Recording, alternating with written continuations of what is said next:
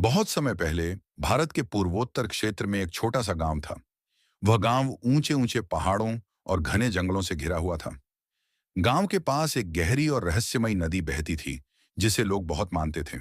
उसी गांव में रामू नाम का एक गरीब मछुआरा रहता था। वह बचपन से ही अनाथ था और मछली पकड़कर ही अपना जीवन चलाता था। उसका जीवन सादा था, पर उसका मन सच्चा और साहसी था। एक दिन रामू रोज की तरह नदी में मछली पकड़ने गया। उसने जाल डाला और कुछ देर बाद जब जाल खींचा तो वह बहुत भारी लगा। रामू को लगा आज बड़ी मछली हाथ लगी है। लेकिन जैसे ही जाल बाहर आया, वह डर गया। जाल में मछली नहीं, बल्कि एक बड़ा नाग फंसा हुआ था। उसकी आंखों में अजीब सी चमक और राजसी तेज था। वह कोई साधारण नाग नहीं था, बल्कि नागलोक का राजा था। रामू डर के मारे पीछे हट गया। तभी अचानक उसके सामने एक सुंदर युवती प्रकट हुई। उसके चेहरे पर चिंता साफ झलक रही थी। उसने विनम्र स्वर में कहा, डरो मत, यह नाग मेरे पिता हैं। यदि तुम इन्हें छोड़ दोगे तो मैं तुमसे विवाह कर लूंगी। रामू कुछ पल सोच में पड़ गया। वह जानता था कि नाग को मारना पाप होगा। अंततः उसने जाल खोल दिया। नाग धीरे धीरे नदी में उतर गया। जाते समय उसने रामू को आशीर्वाद दिया। वह युवती कोई साधारण स्त्री नहीं थी, वह नाग कन्या थी। कुछ समय बाद रामू और नाग कन्या का विवाह हो गया। दोनों सुख से रहने लगे। लेकिन गांव वालों को यह विवाह अच्छा नहीं लगा।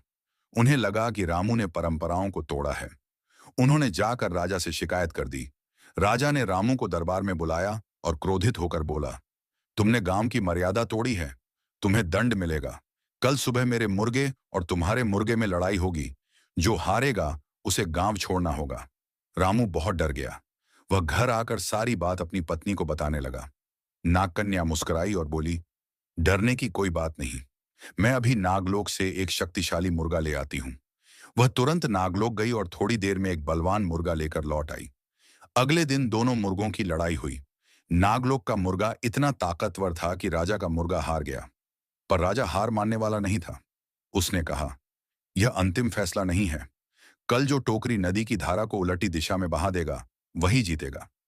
रामू बहुत परेशान हो गया। नदी की धारा उलटी बहाना असंभव था। नागकन्या ने उसे ढाढ़स बंधाया और अपने पिता के पास गई। नागराज ने उसे एक सुंदर टोकरी दी और कहा, इसे नदी में डालते ही पानी उलटी दिशा में बहने लगेगा। अगले दिन जैसे ही रामू ने टोकरी नदी में डाली, नदी का बहाव पलट गया और पानी सीधे राजा के महल तक पहुंच गया। राजा और गांव वाले यह चमत्कार देखकर हैरान रह गए। फिर भी राजा ने हार नहीं मानी। उसने युद्ध की घोषणा कर दी। राजा के पास बड़ी सेना थी और रामू अकेला था। नागकन्या फिर नागलोक गई और वहां से सोने का ढोल और छड़ी ले आई। युद्ध के दिन जैसे ही नागकन्या ने ढोल बजाया, उसकी धुन से पेड़, जानवर, घास पत्ते सब नाचने लगे। राजा और उसके सैनिक भी अपने हथियार फेंककर झूमने लगे। युद्ध बिना खून खराबे के समाप्त हो गया। राजा को अपनी हार माननी पड़ी और उसे गांव छोड़ना पड़ा। इसके बाद रामू और नागकन्या गांव के राजा रानी बने। उन्होंने न्याय और प्रेम से राज किया। कहते हैं, आज भी अरुणाचल प्रदेश में उनके वंशज उसी कथा की याद में जाने जाते हैं, जो मानव और नागलोक के पवित्र संबंध की कहानी सुनाती है।